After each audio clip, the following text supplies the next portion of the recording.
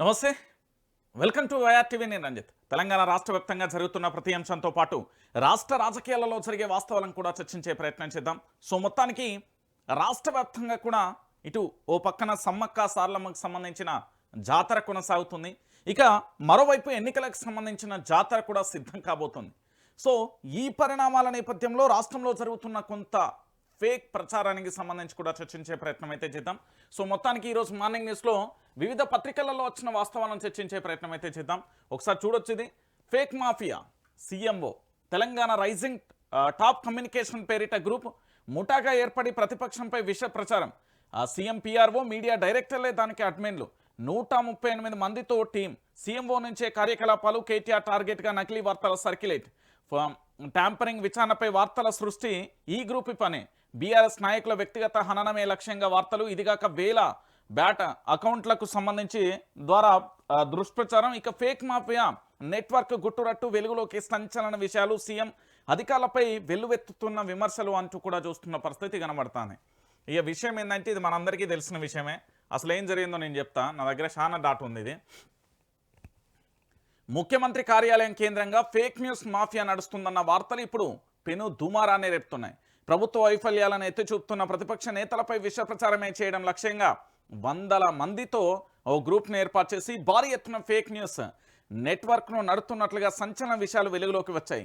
ఇటీవల సిట్ విచారణ అనంతరం కేటీఆర్ సైతం అదే అనుమానాన్ని వ్యక్తం చేశారు. 2 ఏళ్లుగా వరుసగా తమ గురించి వ్యక్తిగత హనన కథన ప్రసారాలు చేస్తూ కుటుంబాలను కార్యకర్తలను మానసిక క్షోభకు గురి చేస్తున్నారు.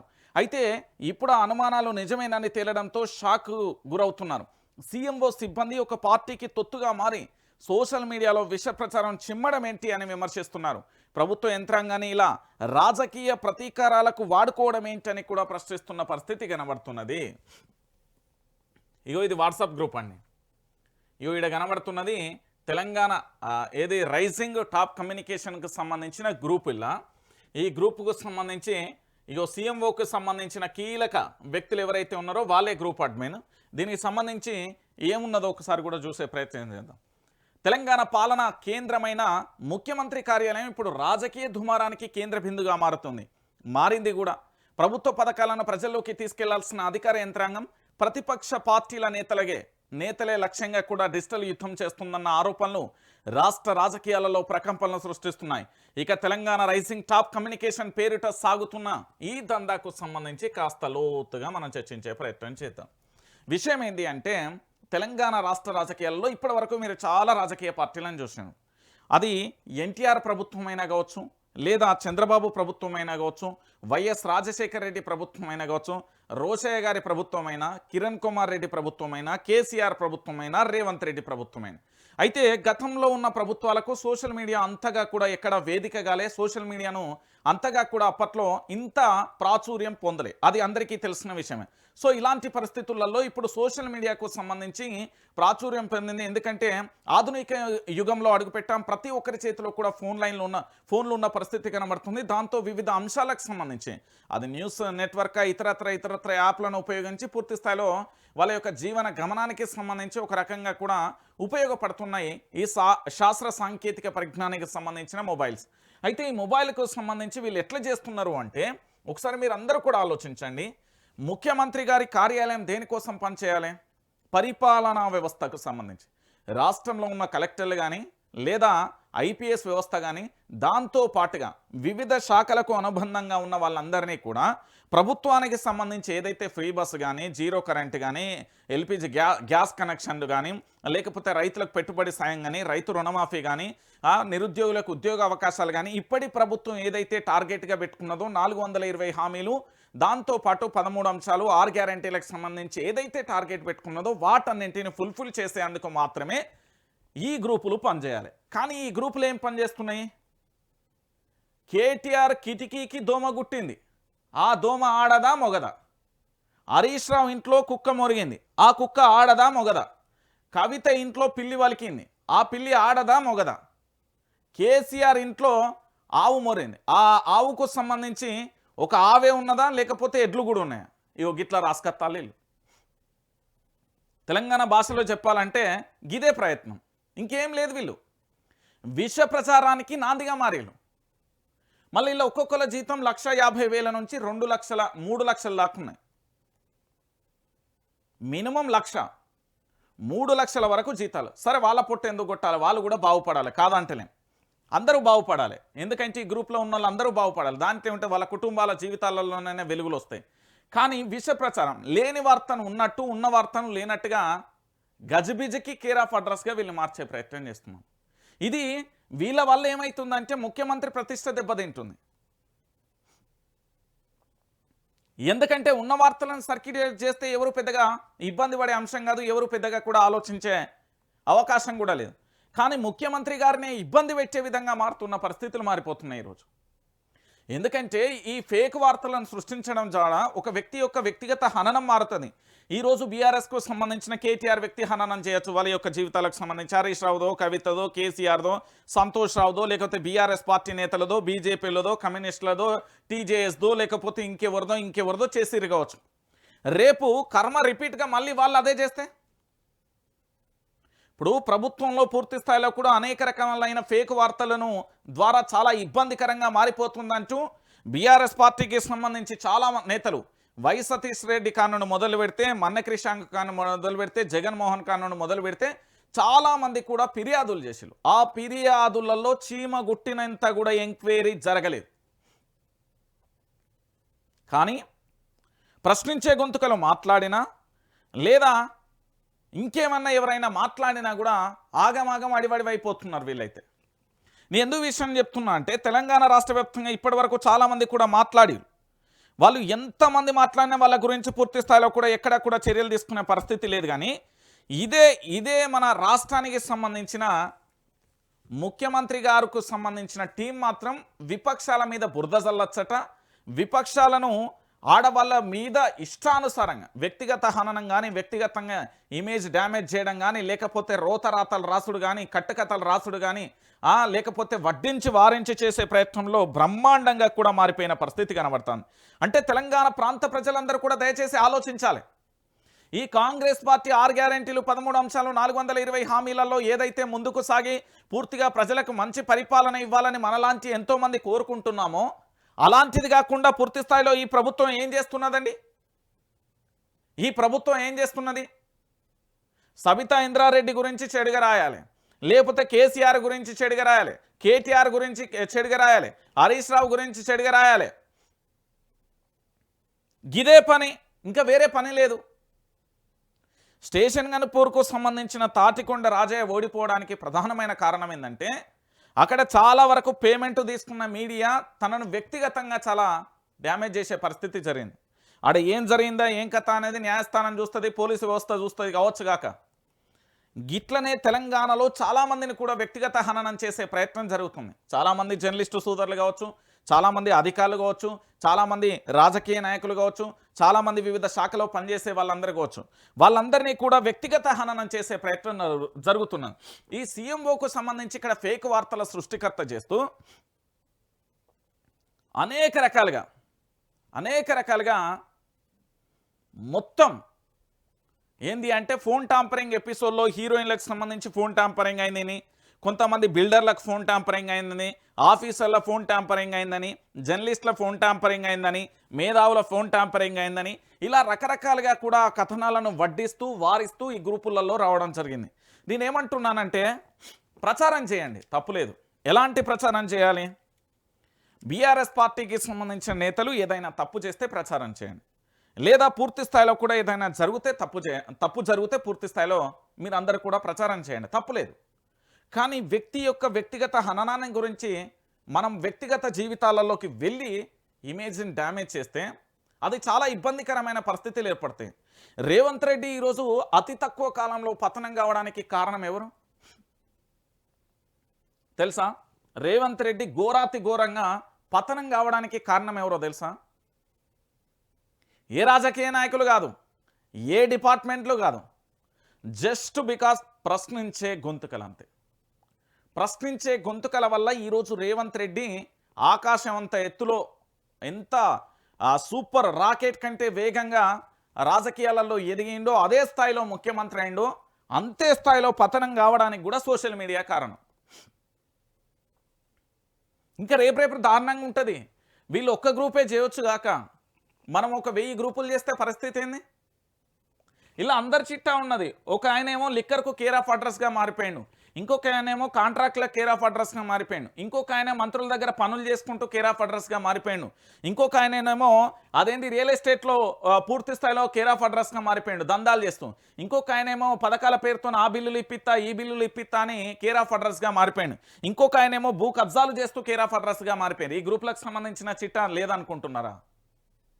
తెలంగాణలో అధికార పార్టీకి సంబంధించిన వ్యక్తుల యొక్క ఏమేం పనులు చేస్తున్నారని మూడో కన్నుతోని చాలా గట్టిగా 3 కళ్ళతోని గట్టిగా నిఘా పెట్టి ఉన్నది విపక్షం. ఏది బీఆర్ఎస్ అనుకుంటున్నారా? కాదు. ఇక్కడ ప్రభుత్వ శాఖలకు సంబంధించి పనిచేసే అధికారులైనా, ప్రభుత్వానికి సంబంధించిన రాజకీయ నాయకులైనా మీ అందరి యొక్క చిట్టా ఒక ప్రైవేటు వ్యవస్థ చాలా జాగ్రత్తగా గమనిస్తున్నది.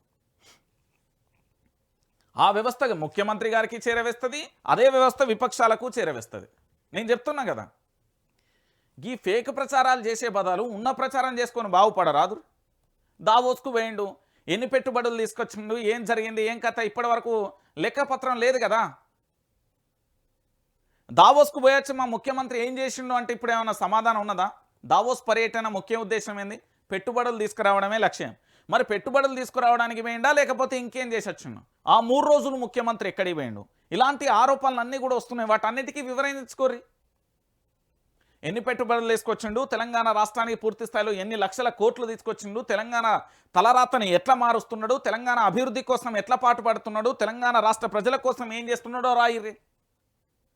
నాలాంటి వాళ్ళు మొత్తం చదువుతారు కదా. ఇప్పుడు మీ పత్రికలు లేవా? దిశ, ఆంధ్రజ్యోతి, స్వేచ్ఛ, లేకపోతే ఇతరత్ర పత్రికలు లేవా? ఏనాడు, వాటన్నిట్లో ఎట్లా రాపిర్రి. ఆ వార్తలు ఎట్లా మేము చదువుతాం కదా. అవన్నీ పక్కన పెట్టి వ్యక్తి యొక్క వ్యక్తిగత హననాల గురించి ఎందుకు రాస్తారండి? ఏమొస్తుంది? అవి వార్తలు 2 రోజులు చూస్తారు, అయిపోతుంది. ఏమవుతుంది అంటున్నా. తెలంగాణలో ఇప్పుడు చాలా వరకు కూడా వ్యక్తిగత డ్యామేజ్ చేసే ప్రయత్నం చేస్తున్నారు కదా. మరి వాస్తవ దృశ్యాలను చూపించే ప్రయత్నం ఎందుకు చేస్తలేరు మీరు? సెక్రటరియట్కు సంబంధించి మంత్రులు ఎంతమంది వస్తున్నారు? గత ప్రభుత్వంలో మంత్రులు ఎట్లా రాలే? ముఖ్యమంత్రి సెక్రటరియట్కి ఎన్నిసార్లు వస్తాను? గత ముఖ్యమంత్రి ఎన్నిసార్లు రాలే? ఎన్నిసార్లు సమీక్షా సమావేశాలు చేసిరు? గత ప్రభుత్వం ఏం చేయలే? ఇప్పుడున్న ప్రభుత్వానికి సంబంధించి ఏ ప్రాజెక్టులు కడుతుంది? గత ప్రభుత్వం ఎన్ని ప్రాజెక్టులు కట్టింది? ఇప్పుడున్న ప్రభుత్వం విద్యాశాఖ కోసం ఏం చేస్తున్నది? గత ప్రభుత్వం ఏం చేస్తున్నది? ఇట్లా కంపారిజన్ చేసి వార్తలు వేయొచ్చు కదా. వ్యక్తి యొక్క వ్యక్తిగత హననాల గురించి ఎందుకు రాస్తున్నారు? అవి రాయడం వల్ల వచ్చే లాభం ఏంటి మీకు? ఫేక్ న్యూస్ సర్క్యులేట్ చేసేదే సీఎంఓ ఆఫీస్. ఇప్పుడు రాష్ట్ర డీజీపీ గారిని నేను అడుగుతున్నా, మా సజ్జనార్ గారిని అడుగుతున్నా, సమాధానం ఉన్నదా సార్? వీళ్ళ మీద చర్యలు తీసుకుంటారా సార్? వీళ్ళ మీద ఎఫ్ఐఆర్లు నమోదు చేస్తారా? వీళ్ళని ఎట్లయితే ఉగ్రవాదులు, మర్డర్లు చేసి రేపిస్టులు అంతకంటే దారుణంగా ఎంత ఘోరంగా మమ్మల్ని అరెస్ట్ చేసిలో అట్లా అరెస్ట్ చేస్తారా సార్? ఇప్పుడు రాజ్యాంగం గుర్తొస్తుందా? ఇప్పుడు ప్రజాస్వామ్యం గుర్తొస్తుందా? ఇవన్నీ గుర్తురాదు ఇప్పుడు. ఎందుకంటే ప్రభుత్వం చేతిలో కీలుబొమ్మలుగా మారిపోతున్నాయి అన్ని శాఖలు. ఏ శాఖ అని చెప్పడానికి లేదు, అన్ని శాఖలకు అట్లనే మారిపోతున్నాయి. అరే ఏంటండి ఇది? ఫేక్ న్యూస్ సర్క్యులేట్ చేయాల్సిన అవసరం ఏమొచ్చిందండి మీకు? కర్మ నాకు అర్థం కావట్లేదు. బ్రహ్మాండంగా ప్రభుత్వం గురించి రాసుకోరే, అద్భుతంగా ప్రభుత్వం పనిచేస్తుందని అవన్నీ పెట్టి ఏదో చేసే ప్రయత్నం జరుగుతున్నది. ఇగో ఈ స్టోరీ నిన్న మాజీ మంత్రి తన్నీరు హరీష్ రావుకు సంబంధించి బయటపెట్టిండు. దీనికి సంబంధించి వివరణ ఇయ్యరి. ఆబ్కారీ శాఖలో మైక్రో బ్రూవరీ స్కామ్ అంటూ కూడా చెప్పిను. ఓ ముఖ్య నేతతో పాటు మంత్రి హస్తం, అనధికార ఒప్పందాల ద్వారా కోట్లాది రూపాయల కమిషన్లు చక్రం తిప్పుతున్న ముఖ్య నేతలకు షాడో లాంటి వ్యక్తి. మైక్రో బ్రూవరీస్ దక్కించుకునేందుకు 110 దరఖాస్తులు, అందులో 25 అప్లికేషన్లను అవకాశం ఇవ్వాలని నిర్ణయం. ముఖ్య నేత కోటా కింద 21, మంత్రి కోటా కింద 4. ఒక్కొక్క బ్రూవరీ నుంచి 1,80,00,000 తీసుకునేలా ఒప్పందం. అందులో 1,50,00,000 ముఖ్య నేతకు, మరో 30 లక్షలు ఆయన షాడోకు. మీడియా చిట్చాట్లో హరీష్ రావు లిక్కర్ సంస్థలకు 4,500 కోట్ల బకాయిలు, వాటాల పంచాయతీ వల్లే చెల్లింపు ఆలస్యం, బీర్ కంపెనీలకు ఇచ్చే ప్రాధాన్యత రైతులకు ఇవ్వడం లేదు అంటూ కూడా మాజీ మంత్రి తన్నీరు హరీష్ రావు చెప్పాడు. ఇప్పుడు ఇక్కడ విషయం ఏంటంటే మీరు అందరూ కూడా ఆలోచించాల్సిన విషయం ఏంటంటే, తెలంగాణలో మద్యం టెండర్లు పడ్డాయి కదా. మద్యం టెండర్లు పడ్డప్పుడు పూర్తి స్థాయిలో దానికి సంబంధించిన లక్కీ డ్రా అనేది ఒకటి దేశీలు కదా. మరి ఇక్కడ ఆబ్కారీ శాఖకు సంబంధించి పూర్తి స్థాయిలో కూడా ఈ మైక్రో బ్రూవరీస్కు సంబంధించి ఎందుకు లక్కీ డ్రా తీయట్లేదు? ముఖ్యమంత్రి కోటా కింద 24 ఎందుకు, 21 24 24 ఉంటే మంత్రి కోటా 21 మంత్రి కోటా కింద 4 ఎందుకు అంటే మొత్తం 25. ఈ 25 అప్లికేషన్లలో ఒక్కొక్క దాని కమిషన్ 1,80,00,000 రూపాయలట. అందులో ఎంత అంటే 1,50,00,000 ముఖ్యమంత్రి గారికి చెందుతుందట. ఇంకా మిగతా 30 లక్షలు షాడో సీఎంకు చెందుతుందట. ఆ సీఎం గారు ముఖ్యమంత్రి ఇంటికి పోతే గేట్ లోపన అవుతాయట, ముఖ్యమంత్రి అన్నదమ్ముల ఇంటికి పోయినా గేట్ లోపన అవుతాయట. ఆ షాడో వ్యక్తి రాష్ట్ర రాజకీయాలలో ఎవరింటికి పోయినా, ఇప్పుడు అధికార పార్టీకి సంబంధించిన ఎవరింటికి పోయినా కూడా ఆయనకు రెడ్ కార్పెట్తో స్వాగతం పలుకుతారట. మరి ఎందుకు పలుకుతారు? ఆయన అంతగానో ఆదాయం తీసుకొస్తున్నానా? ఇక్కడ లక్కీ డ్రాలు ఎందుకు వేయట్లేదు? ఈ 1,80,00,000కి సంబంధించిన లంచాలు తీసుకుంటున్నారు కదా మీరు, ఈ లంచాల మీద విచారణ ఎందుకు చేయకూడదు? ఈ లంచాల మీద ఎందుకు ఫిర్యాదు చేయకూడదు? లిక్కర్ సంస్థలకి ఇప్పటికే 4,500 కోట్ల రూపాయల బాకీ ఉన్నారు కదా, ఆ వాటాలు ఇంకా పంపిణీ తేలలేదా? మంత్రులకు మధ్య వాటాల పంపిణీ తేలలేదా? రైతులకు పూర్తి స్థాయిలో పంట పొలాలకు గ్రామీణ ప్రాంతాలలో త్రాగునీరు ఇవ్వరా అయ్యా అంటే పూర్తి స్థాయిలో బీరు కంపెనీ ఎండాకాలం వస్తుంది, బుసబుస పొంగే బీర్లకు సంబంధించిన నీళ్ళు ఇవ్వాలి, రైతులకు ఇస్తే ఏమొస్తుంది అన్నాడట మంత్రి. సిగ్గుండాలి కదా ఆయనకు. గిదా మాట్లాడుకునేది. వాళ్ళు మాట్లాడుకుంటుంటే పక్క ఆయన ఎన్ని చెప్పిండు నాకు. గింత దారుణమా? ఇంత ఘోరమైన విషయమా అండి? కాంగ్రెస్ ప్రభుత్వం ఇందిరమ్మ రాజ్యం అంటే ప్రజల పక్షాన రైతుల పక్షాన ఉండాలి. ఇవాళ కాంగ్రెస్ ప్రభుత్వం అన్నా ఇందిరమ్మ ప్రభుత్వం అన్నా వాటాల పంచాయతీ, కమిషన్ల పంచాయతీ, అక్రమార్జనకు కేర్ ఆఫ్ అడ్రస్గా మారిపోయిందని తెలంగాణ బీఆర్ఎస్ ఆరోపిస్తున్న దానికి ఏమైనా సమాధానం ఉందా? ప్రజలకు ఇవే చర్చించుకుంటున్నారు. ఈరోజు రాష్ట్రంలో జరుగుతున్న పరిణామాలను చూస్తే చాలా బాధ అవుతుంది. ఎందుకంటే 25కు సంబంధించిన అప్లికేషన్లు ఏవైతే ఉన్నాయో, ఈ మైక్రో బ్రూవరీస్కు సంబంధించిన టెండర్లు ఏవైతే ఉన్నాయో వాటికి లక్కీ డ్రా తీయకుండా ఎందుకు ముఖ్యమంత్రి కోటా కింద 21, మిగతా 4 ఆ మంత్రులకి ఎందుకు? ఆ షాడో సీఎం ఎవరు? దీనికి ఏమైనా సమాధానం ఉన్నదా? లేని పరిస్థితి కనబడతాను. దీన్ని బయట పెట్టండి హరీష్ రావు. మరి సమాధానం చెప్పుర్రి. మరి దీన్ని కవర్ చేయరు, ఆ ఫేక్ వార్తలు రాసే బదులు దీన్ని కవర్ చేయరు. ఇక దాంతోపాటు ఇంకొక అంశం, బదనాం చేస్తుడు తప్ప బాగు చేయని సీఎం. పాలించమంటే పాత సర్కారును తిట్టడం కాదు, అబద్ధాలు తప్ప రేవంత్కి ఏం తెలియదు. పరిపాలన చేతగాక అప్పుల సాకు చెప్తుండు. కేసీఆర్ ప్రతి రూపాయి సంక్షేమానికి వినియోగించరు, ఉన్న పథకాలు ఎగ్గొట్టుడు తప్ప రేవంత్ చేసింది ఏమీ లేదు. 2 ఏళ్లలోనే 2.5 లక్షల కోట్ల అప్పు చేసిండు. దానితో ఏం చేశారో రాష్ట్ర ప్రజలకు చెప్పాలి. ముఖ్యమంత్రికి ప్రజల గురించి పట్టింపు లేదు. రాబోయే ఎన్నిక ఏదైనా కారు గుర్తుకే గుద్దాలే. కాంగ్రెస్ పార్టీకి బుద్ధి చెప్పాలి. బీఆర్ఎస్ వర్కింగ్ ప్రెసిడెంట్ కేటీఆర్ వ్యాఖ్యలు. బీజేపీ నుంచి పార్టీలో చేరిన కీలక నేత ఆరూరి రమేష్. నిన్న ఆరూరి రమేష్ పార్టీలో చేరండి. ఈ చరిత్ర ఏందో కూడా చెప్పాలి కదా. ఇదేనా? కారెక్కిన ఆరూరి, సగబెట్టిన కేసీఆర్, ఎగబెట్టిన కాంగ్రెస్. తెలంగాణ భవన్లో బుధవారం బీఆర్ఎస్లో చేరిన వర్ధన్నపేట మాజీ ఎమ్మెల్యే ఆరూరి రమేష్ ఆత్మీయ ఆలింగనం చేసుకుంటూ పార్టీ వర్కింగ్ ప్రెసిడెంట్ కేటీఆర్ చిత్రంలో party deputy floor leader Harish Rao, ఇక మాజీ మంత్రులు ఎర్రబెల్లి దయాకర్ రావు, సత్యవతి రాథోడ్, జనగామ ఎమ్మెల్యే పల్లా రాజేశ్వరరెడ్డి, ఎమ్మెల్సీ పోచంపల్లి శ్రీనివాసరెడ్డి అంటూ కూడా చూస్తున్న పరిస్థితి కనబడుతుంది. సో మొత్తానికి ఆరూరికి సంబంధించి వర్ధన్నపేటకు సంబంధించిన మాజీ ఎమ్మెల్యే బీఆర్ఎస్ పార్టీలో జాయిన్ అయ్యిండు. అయితే బీఆర్ఎస్ పార్టీలో ఎందుకు జాయిన్ అయ్యిండు? రాష్ట్రంలో కాంగ్రెస్ పార్టీ అధికారంలో ఉన్నది. 5-6 కాంగ్రెస్ పార్టీలన్నా జాయిన్ కావాలి, లేదా సెంట్రల్లో బీజేపీ ఉన్నప్పుడు వాళ్ళు బీజేపీలన్నా ఉండాలి. మరి రాష్ట్రంలో అధికారంలో లేని పార్టీ కదా. రాష్ట్రంలో స్టేట్లో అధికారంలో లేదు, సెంట్రల్లో అధికారం లేదు. మరి బీఆర్ఎస్ వైపే ఎందుకు చూస్తున్నారు? ఇప్పుడు స్టేట్లో అధికారం లేదు, సెంట్రల్లో అధికారం లేదు, మరి బీఆర్ఎస్ వైపే ఎందుకు చూస్తున్నారు? ఎందుకంటే ప్రజల పక్షాన, ప్రజల కోరకు నిరంతరాయంగా నిర్విరామంగా గత ప్రభుత్వం చేసిన అభివృద్ధి పనులు, గత ప్రభుత్వం చేసిన సంక్షేమ పథకాలను పూర్తి స్థాయిలో ప్రజలందరికీ తెలిసిపోయినాయి. ఇప్పటి ప్రభుత్వం ఏం చేస్తున్నది, గత ప్రభుత్వం ఏం చేసింది, అప్పటి ప్రభుత్వం ఏం చేసింది, ఇప్పటి ప్రభుత్వం ఏం చేస్తున్నది అనే విషయానికి సంబంధించి చాలా క్లారిటీగా ప్రజలందరికీ కూడా తెలిసిపోయింది. సో దీంట్లో భాగంగా ఇప్పుడు ఏం చేస్తున్నది తెలంగాణ యావత్తు సమాజానికి కూడా అర్థమైపోయింది. ఏంది అంటే గత ప్రభుత్వానికి సంబంధించి ఏం జరుగుతున్నది, ఇప్పటి ప్రభుత్వానికి సంబంధించి ఏం జరుగుతున్నది అనేది క్లియర్ కట్గా తెలిసిపోయింది. సో ప్రజల పక్షాన నిలబడేది బీఆర్ఎస్, ప్రజలను పక్కకు జరిపేది కాంగ్రెస్. ప్రజల మంచి కోరుకునేది బీఆర్ఎస్, ప్రజలను బాగు చేయకుండా పట్టించుకోకుండా తప్పించుకొని తిరిగేది కాంగ్రెస్ అనేది ప్రజలకు అర్థమైపోయింది. సో ఇలాంటి పరిస్థితులలో ఏం జరుగుతున్నది, ఒక్కొక్కరు కారెక్కి వస్తున్నారు. అయితే ఇందులో ఒక తిరకాసు కూడా ఉన్నది.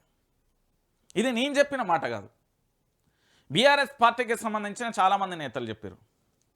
ఎవడైతే బీఆర్ఎస్ పార్టీని వదిలి వెళ్ళిపోయిండో, ఎవరైతే బీఆర్ఎస్ పార్టీ కండువను పక్కకు జరిపిల్లో, ఎవరైతే బీఆర్ఎస్ కండువను వదిలేసి వెళ్ళిండో వాడు ఎంతటోడైనా ఎవడైనా బీఆర్ఎస్ పార్టీలో మళ్ళీ తీసుకునేదే లేదని చెప్పారు.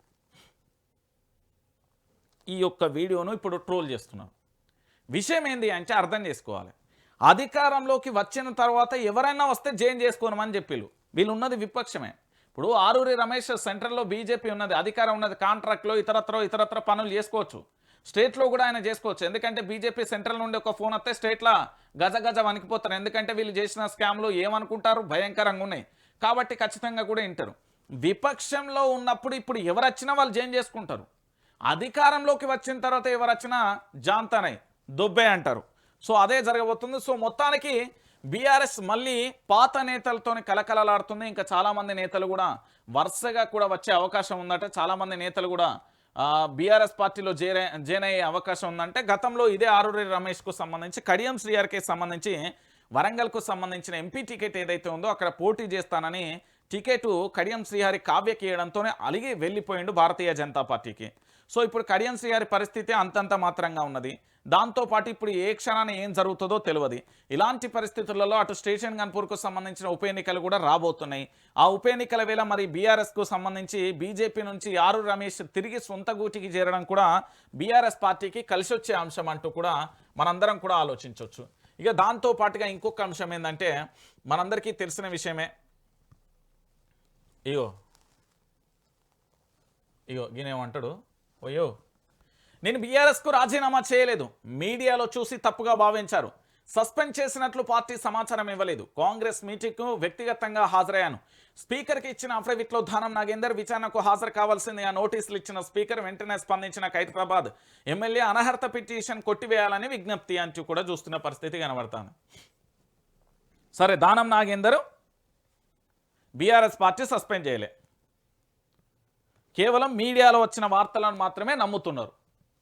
నేను బీఆర్ఎస్ పార్టీకి రాజీనామా చేయలేదు, మీడియాలో చూసి తప్పుగా భావిస్తున్నారు, సస్పెండ్ చేసినట్లుగా పార్టీ సమాచారం ఇవ్వలేదు, ఈయనను బీఆర్ఎస్ పార్టీ సస్పెండ్ చేయలేదు. సో ఈయన కాంగ్రెస్ పార్టీలో జాయిన్ కాలే, బీఆర్ఎస్ పార్టీలో ఉన్నాడు. అయ్యా దానం నాగేందర్, మర్రా తెలంగాణ భవన్కి వచ్చి ప్రెస్ మీట్ పెట్టు. రేవంత్ రెడ్డికి సంబంధించి 2 సంవత్సరాల్లో 2.5 లక్షల కోట్ల రూపాయలు అప్పు చేసిండు. దేనికి చేసినావు, ఎందుకు చేసినావు అని అడుగు. ఖైరతాబాద్ నియోజకవర్గానికి ఎన్ని లక్షల కోట్లు ఇచ్చినావు, ఎన్ని కోట్లు ఇచ్చినావు అడుగు. కేవలం కొడంగల్ నియోజకవర్గానికి, మంత్రుల నియోజకవర్గానికి మాత్రమే నిధులు వెళ్తాయా, లేకపోతే మీ నియోజకవర్గానికి కూడా ఏమన్నా వచ్చేది ఉందా? ఖైరతాబాద్ నియోజకవర్గంలో నిరుద్యోగులకు ఏమన్నా ఉద్యోగ అవకాశాలు ఇచ్చిండా? ఖైరతాబాద్ నియోజకవర్గానికి సంబంధించి నా మైనారిటీ బీసీ బిడ్డలకు సంబంధించి ఏమన్నా ఇందిరమ్మ ఇల్లులు ఇచ్చిండా? ఖైరతాబాద్ నియోజకవర్గానికి సంబంధించి పూర్తి స్థాయిలో రోడ్లు కానీ డ్రైనేజ్ వ్యవస్థను ఏమన్నా బాగు చేసిండా? ఖైరతాబాద్ నియోజకవర్గానికి సంబంధించి పూర్తి స్థాయిలో అక్కడ ప్రజలకు ఏమన్నా పథకాలు కొత్తగా ఏమన్నా అమలు చేసిల్లా? ఖైరతాబాద్ నియోజకవర్గానికి సంబంధించి పూర్తి స్థాయిలో ఫ్రీ చలాన్లు వేయకుండా ఏమన్నా చేసిల్లా? ఖైరతాబాద్ నియోజకవర్గానికి సంబంధించి అక్కడ ప్రజలకు దోమల బెడద నుండి విముక్తి కల్పించిండా? ఖైరతాబాద్ నియోజకవర్గానికి సంబంధించిన అక్కడ ఉండే చాలామంది వృద్ధులు వికలాంగులకు సంబంధించిన ఏమన్నా పింఛన్లు పెంచిండా? ఇవన్నీ తెలంగాణ భవన్కి వచ్చి కూర్చొని ప్రెస్ మీట్ పెట్టి అడుగు. మరి నువ్వు పార్టీ మారలే అంటావు కదా, వ్యక్తిగతంగా హాజరైన అంటాను కదా, మరి బీఆర్ఎస్ పార్టీ ప్రెస్ మీట్లకు కూడా, బీఆర్ఎస్ పార్టీకి సంబంధించిన ప్రెస్ మీట్లకు కూడా వ్యక్తిగతంగా హాజరుగా రా. రెడ్ కార్పెట్ నేనే వరకుతా, అలా పెడతదా దా. మరి నువ్వు ఎట్లా బీఆర్ఎస్ పార్టీలే ఉన్నా అన్నావు కదా, కాంగ్రెస్ పార్టీ కండువ గప్పలే అన్నావు కదా, ఇదే మాట ప్రమాణ పూర్తిగా చెప్పు. నువ్వు అబద్ధాల ఆడినంత మాత్రాన తెలంగాణ ప్రాంత ప్రజలు ఏం పిచ్చోళ్ళు కాదు, చాలా మేధావులు, చాలా గొప్ప వ్యక్తులు ఇక్కడ తెలంగాణ ప్రాంత ప్రజలు. నువ్వేమనుకుంటున్నావేమో, నేను చెప్తున్నా కదా, ఈ మట్టి గడ్డ మీద పుట్టినోనిగా చెప్తున్నా. ఈ తెలంగాణ ఉద్యమంలో పనిచేసినోడు కదా, ఈయన తెలంగాణ ఉద్యమానికి బద్ద వ్యతిరేకి, మీకు తెలుసో లేదు. ఈయన మా మీద లాఠీలతోని ఉస్మానియా యూనివర్సిటీలలో రోడ్ల మీదకి వచ్చి కొట్టిండండి, జమాన్ల పురాణ పుల్ల. తెలంగాణ ఉద్యమ సమయంలో ఈయన తెలంగాణకు బద్ధశత్రువు. వైఎస్ రాజశేఖర రెడ్డి పీరియడ్లో కానీ ఇతరత్ర పీరియడ్లో కానీ ఈయన లాఠీలు పట్టుకొని తిరిగాడు. పోలీసు వాళ్ళు లాఠీలు పట్టుకొని తిరుగుతారు చూడు, అట్లా పట్టుకొని తిరిగి విద్యార్థులను కొట్టిండు. ఇది నిజం. చరిత్రలో మా పేజీ సువర్ణ అక్షరాలతో లిఖించబడి ఉంటుందేమో, ఈయన పేజీ కూడా అట్లనే లిఖించబడి ఉంటుంది. తెలంగాణకు బద్ధ వ్యతిరేకీనే, మీకు తెలుసో లేదో. అప్పటి కాంగ్రెస్ పార్టీలో ఉండి ఒక ఘోరాతి ఘోరంగా ఈయన ఏంది అంటే లాఠీలతో తిరిగిండు. కాదంటే వీడియోలు ఉన్నాయి నా దగ్గర, మస్తు ఉన్నాయి అప్పటి. దా మరి పిలువుర్రి బీఆర్ఎస్ వాళ్ళందరూ ఈయన పిలువురు. దానం నాగేందర్ కాంగ్రెస్ పార్టీలో పోలేదట, బీఆర్ఎస్ పార్టీలో ఉన్నా. మరి బీఆర్ఎస్ పార్టీలో ఉంటే ఏడున్నాడో అడుగుర్రి. ఇక దాంతోపాటుగా మరో అంశం, జాతర సమయంలో ఎన్నికలేంటి? జాతర సమయంలో ఎన్నికలు పెట్టకపోతే ఎప్పుడు పెట్టాలి? ఎందుకు అంటే జాతరలో ప్రజలందరూ అటు డైవర్ట్ అయిపోతారు. ఇక్కడ ఎన్నికలు జరిగినట్టు కానీ ఇక్కడ ఏం జరుగుతుందో ప్రజలు పెద్దగా అంతగా పట్టించుకోరు. అలాంటి సమయంలో ఏమైపోతుంది అంటే వాళ్ళు రిగ్గింగ్ చేసినా గిగ్గింగ్ చేసినా ఏ చేసినా నడుస్తుంది. అధికార వ్యవస్థ ఎట్లా కాంగ్రెస్ పార్టీకి అనుకూలంగా ఉంది. పోలీసు వ్యవస్థనైతే ఇంకా నెంబర్ 1లో ఉన్నది. ఇది చెప్పాల్సిన అవసరం లేదు. ఈ పోలీసు వ్యవస్థ గురించి మాట్లాడాలంటే నేను కాదు ఎవరు కాదు మాట్లాడాల్సిన అవసరం లేదు. నల్గొండ జిల్లాకు సంబంధించిన సూర్యాపేటకు సంబంధించిన మాజీ మంత్రి జగదీష్ రెడ్డి మాట్లాడితే తెలుస్తుంది. నేను ఎవరూ మాట్లాడాల్సిన అవసరం లేదు. జాతర సమయంలో ఎన్నికలేంటి? ప్రజాస్వామ్య పండుగగా లేక అధికార పార్టీ కుట్రన? షెడ్యూల్ నోటిఫికేషన్కు గ్యాప్ ఇవ్వకపోవడం దారుణం. మేడారం జాతరను ఈసీ విస్మరించింది. సర్కారు చేతిలో తోలుబొమ్మలా మారింది. BRS MLC Dasoju Shravan. అరే ఈ పండుగ అంటే గుర్తొచ్చింది. మా గిరిజనుల పండుగకు సంబంధించి ఒక ప్రధానమైన ఎపిసోడ్ నా దగ్గరకు ఒక వీడియో వచ్చింది. ఆ వీడియోకు సంబంధించి ఒకసారి మీకు వివరించే ప్రయత్నం అయితే చేస్తా. ఎందుకంటే తెలంగాణ ప్రాంత ప్రజలందరికీ కూడా దయచేసి తెలవాల్సిన విషయం ఏంటంటే ఏం జరిగింది అనేది ఒకసారి మీకు వినబెడతాగండి. ఒక వీడియో వచ్చింది నా దగ్గరికి. రైట్, ఈనూరి పూజాలనే గుళ్ళ నుంచి వెళ్ళగొట్టే పరిస్థితి వచ్చింది. ఇవాళ పొద్దు నుంచి ఇదే గొడవ. అసలు ఊరోళ్ళు వచ్చినా పూజారులు వచ్చినా ఎవరు వీళ్ళు గేట్లు తీయడం కానీ ఏం చేస్తలేరు. వీళ్ళకి ఆర్డర్ లేవన్నా పర్మిషన్ లేదా, పర్మిషన్ తెచ్చుకోండి అని చెప్తాను. మరి పర్మిషన్ కావాలంటే జాతర చేయాలంటే ఎవరు పర్మిషన్ తెచ్చుకోవాలి చెప్పండి, మేము వాళ్ళ పర్మిషన్ తెచ్చుకుంటాం. 2 రోజులన్నా జాతర ఆఫ్ చేస్తాం. మరి ఏం చేస్తాం? మరి చూడండి గద్దెలలో చూడండి అసలు వాళ్ళందరూ ఎవరు, ఆ పూజారులు ఉండే ప్లేస్లలో వాళ్ళు ఎవరో వచ్చి చూడండి, మీరు చూడండి ఒకసారి అడంతా ఫోకస్ చేసి చూపెట్టండి. పూజారులను ఎల్లగొట్టి వాళ్ళు ఆడ volunteers, blue colour NSS volunteers అన్నారు. వాళ్ళు ఎందుకు వచ్చిండ్రు? అసలు ఎవరు పర్మిషన్ మీద వచ్చిండ్రు? గద్దెలలో మొత్తం వాళ్ళే ఉన్నారు. అందులో పాటు ఆ మున్సిపాలిటీ వాళ్ళు ఉన్నారు. అది గుడా లేకపోతే ఇంకేమైనా అనుకుంటాను. మొత్తం చెత్త గీక్కాను, మొత్తం చెత్తని గీక్ పడేస్తాను. పూజారులు వస్తే పూజారులతో కూడా పొద్దునట్టు గొడవ, మధ్యాహ్నం వచ్చిన గొడవ, ఇదే గొడవ వీళ్ళతోటి. వీళ్ళకంటే పర్మిషన్ లేదట, పూజారులను ఎలవ్ చేసే పర్మిషన్ లేదట. మరి ఎవరు చెప్తారు చెప్పు? జాతర వాళ్ళు చేసుకుంటే చేసుకొని, అది గవర్నమెంట్ చెప్తుంది కావచ్చు. ఆమో దేవుని నీమో దేవుని తీసుకొచ్చి గద్దెలలో పెడతాం అనుకుంటా. పూజలు అవసరం లేకపోతే మేము పోతాం కదా, వద్దంటే మేము వెళ్ళిపోతాం అంతే. నీడికి వచ్చిన తర్వాత పూజలందరిని అవమానించి గంటేస్తే ఎట్లుంటుంది? గుళ్ళ నుంచి గుడి మాది, మేము ఎవరు పర్మిషన్ తీసుకొని జాతర చేయాలి? అది పూజారులందరూ నర్వస్గా ఉన్నారండి. అసలు ఎట్లా అంటే ఇప్పుడు ఇటు భక్తులు అట్లా చాలా ఇబ్బంది పడుతున్నారు. టెంపుల్ విషయంలో మాత్రం ఈ సెంట్రల్ జైల్లో చేసినట్టు చేసిండు. అమ్మవారి గద్దెల చుట్టూ వచ్చే భక్తులు ఇబ్బంది పడుతున్నారు. అట్లా కాకుండా పూజారులను అవమానిస్తున్నారు. ఎందుకన్నట్టు ఇదంతా ఎవరి కోసం అన్నట్టు ఇదంతా చేసి ఇంత మర్యాద లేకపోతే ఎందుకండి? రావద్దంటే రాము, అంతేగాని ఎందుకు? పొద్దున మా పెద్దోళ్ళు వచ్చినప్పుడు కూడా వాళ్ళతో అదే కూడా. రైట్, అర్థమైందా? తెలంగాణ ప్రాంత ప్రజలారా మీకు అర్థమైంది కదా. ఇక్కడ చాలా స్పష్టంగా చూసుకోర్రి ఏం జరుగుతున్నది ఎట్లున్నది అనేది తెలంగాణ ప్రాంత ప్రజలకు తెలిసిపోతుంది. ఎందుకు నేను ఈ విషయాన్ని చెప్తున్నా అంటే ఇప్పుడు ఒక మీకు స్పష్టమైన క్లారిటీ వచ్చింది. ఏంటి అంటే మేడారం పండుగకు సంబంధించి అక్కడ ఏం జరుగుతుంది ఏం కథ అనేది అక్కడి పూజారి గారు చెప్పిన మాటనే మీకు వినబెట్టిన. ఇందులో నేనేం కుట్ర చేయలే, కుతంత్రాలు చేయలే. పూజారి గారు ఏమన్నారు అంటే మేడారం జాతరకు సంబంధించి పూర్తి స్థాయిలో ఆ మేడారం గద్దెల దగ్గర పూజారులు రావాలంటే పర్మిషన్ తీసుకొని రావాలంట, పోలీసుల పర్మిషన్ తీసుకొని రావాలంట, అధికారుల పర్మిషన్ తీసుకొని రావాలంట, మంత్రి పర్మిషన్ తీసుకొని రావాలంట. అదే ఎవరి పర్మిషన్ మేము ఎందుకు జాతర వాళ్ళది, పూజారులు వాళ్ళు, వంశం వాళ్ళది, వారసత్వం వాళ్ళది, వాళ్ళు చేయాలి కదా పండుగ. ఆ సమ్మక్క సారలమ్మ చుట్టూ హస్తదిగ్బంధనం చేసినట్టు గద్దెలను కట్టి అక్కడ ఎవరైతే ఉన్నారో మన ప్రజలందరూ ఎవరైతే భక్తులు వెళ్తారో వాళ్ళకి ఇబ్బందికరంగా మారిపోయిందని పూజారి చెప్తున్నాడు. ఆ లోపట వాలంటీర్స్ వ్యవస్థ కానీ, పోలీసు వ్యవస్థ కానీ, మున్సిపల్ వ్యవస్థ కానీ మొత్తం గద్దెల కాడ ఉండిపోతే మరి పూజలు ఎట్లా చేయాలి? మేడారం జాతర ఆసియా ఖండంలోనే అతిపెద్ద గిరిజన పండుగ. ఇతర దేశాలు ఏది నైజీరియానో లేకపోతే స్విట్జర్లాండ్ ఇతరత్ర దేశాల నుండి తీసుకొచ్చి అక్కడ నృత్యాలు చేపించుడు కాదు. మన వాళ్ళని మనం ఎట్లా గౌరవిస్తున్నాం? పరాయి దేశం నుండి వస్తే మనకు అద్భుతంగా కనబడుతుంది. ఏదో అంటారు కదా, దూరపు కొండలు నునుపు అన్నట్టుగా. మన వాళ్ళను బాధ పెట్టడం ఏందండి? పూజారులు సంతోషంగా లేకపోతే ఎట్లా? వాళ్ళు పండగ జరిపేది వాళ్ళు కదా. ఆది నుండి అంతం వరకు మొదలు నుండి తుది వరకు వాళ్ళే కదా. వాళ్ళు లోపలికి వెళ్ళాలంటే వాళ్ళ పర్మిషన్ కావాలంట, వాళ్ళు ఎటన్నా పోవాలంటే పర్మిషన్ కావాలంట, ఎవరన్నా రావాలంటే పర్మిషన్ రావాలంట, ఎవరన్నా చేయాలి ఆ గేటు లోపలికి సమ్మక్క గద్దె అయినా సారలమ్మ గద్దె అయినా పగిడిద్దరాజు అయినా ఏడికి పోవాలన్నా కూడా ఈ అధికారుల పర్మిషన్ కావాలంట. ఎవరు ఆయన అధికారి, ఎవరు మరి ములుకు సంబంధించి ఎవరు చూస్తున్నారు? సీతక్క చూస్తున్నది, గిరిజన బిడ్డ మళ్ళా ఆ నియోజకవర్గానికి ఎమ్మెల్యే మళ్ళా. ఒకసారి మీరు అందరూ కూడా ఆలోచించండి. ఈరోజు మేడారం జాతర అంటున్నారు, దాదాపుగా 500-600 కోట్ల రూపాయలు వెచ్చినా అంటున్నారు. దుబ్బ ఎట్లా లేస్తున్నది తెలుసా? హెలికాప్టర్ వస్తే దుబ్బ ఎట్లా దుయ్యమని లేస్తుందో అట్లున్నది ఆడ పరిస్థితి. సీరియస్గా చెప్తున్నా నేను. దుబ్బ మొత్తం అట్లున్నది. చాలా చోట్ల రోడ్లు వేయలేదు అనేది వై సతీష్ రెడ్డికి సంబంధించిన ఆ నియోజకవర్గానికి సంబంధించిన యొక్క వై సతీష్ రెడ్డి ఫేస్బుక్లో చూడురే మీరు. దుబ్బ ఎట్లా లేస్తున్నదో సీరియస్గా. ఇప్పుడు నేను చెప్పిన మాట అబద్ధం కాదు. స్వయాన పూజారి గారు మాట్లాడిన మాటలే మీకు వినబెట్టిన. మేడారంలో ఏం జరుగుతుంది? నా ఆదివాసీ గిరిజన పండుగ అని చెప్తాం కదా, ఆసియా ఖండంలోనే అతిపెద్ద పండుగ అంటాం కదా.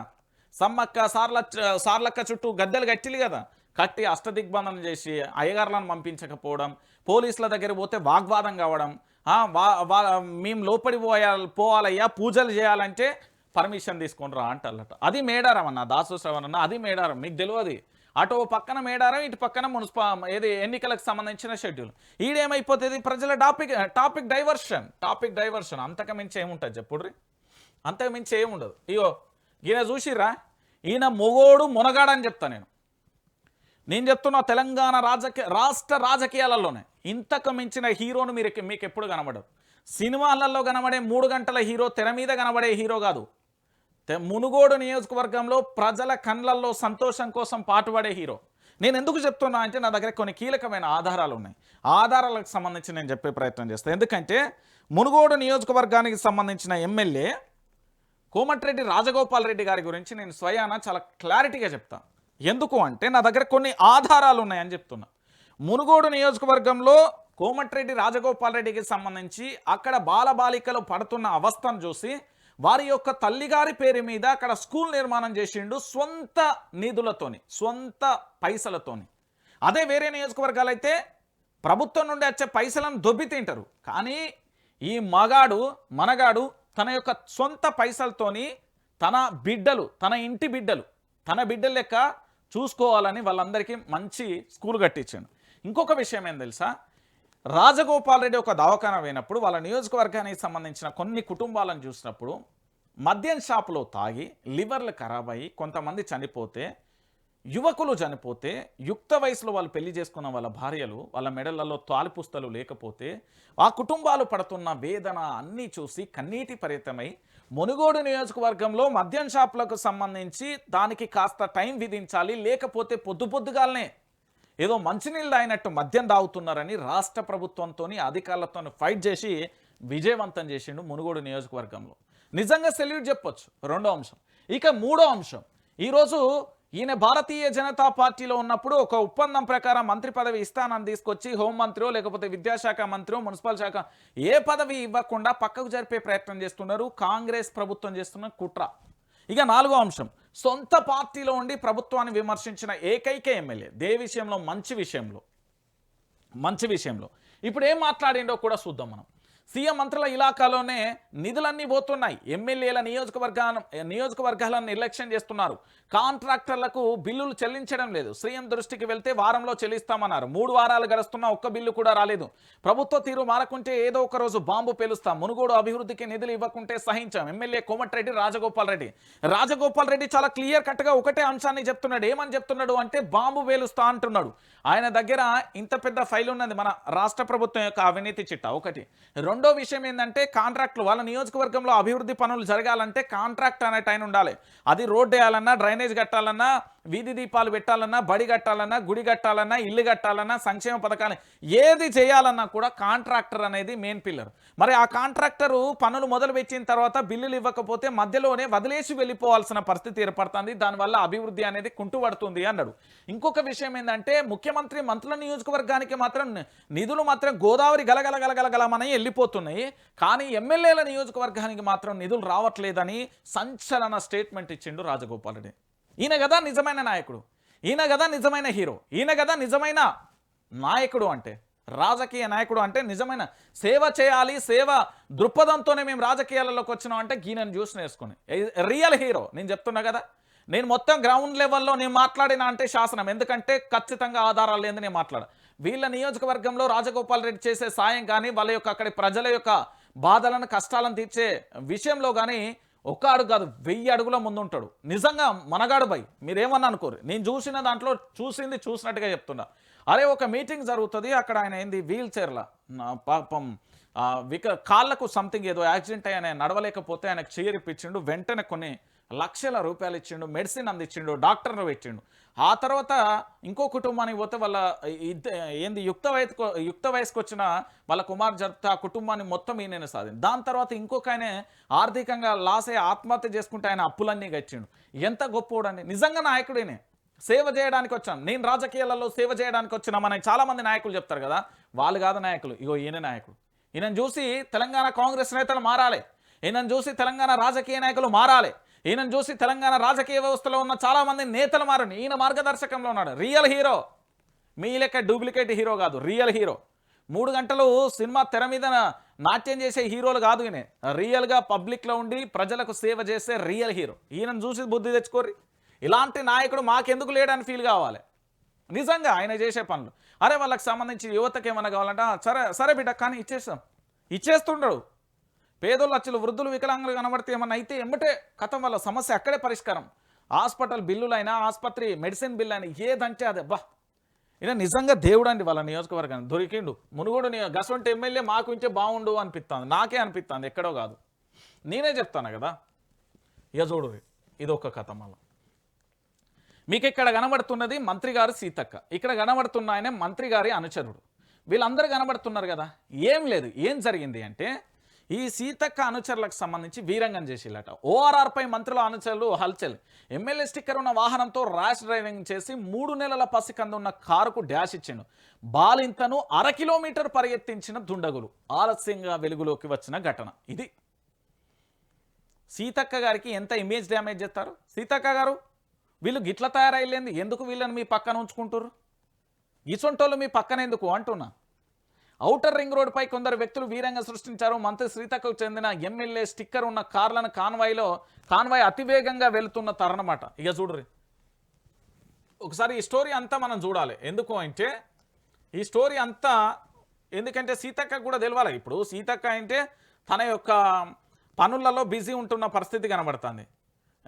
నిజాలు తెలవాలి కదా, మరి వాళ్ళకెట్లా తెలవాలి, వాస్తవాలు వాళ్ళకెట్లా తెలవాలి. ఇక చూడు, దూసుకొచ్చి బీభత్సం సృష్టించింది. జాతీయ జెండాలతో జెట్ స్పీడ్తో వెళ్తూ డివైడర్ను ఢీకొట్టడమే కాకుండా మరో 4-5 వాహనాలకు ప్రమాదానికి కూడా కారణమై ఈ సంఘటన జనవరి 26న గణతంత్ర దినోత్సవం రోజున చోటు చేసుకుంది.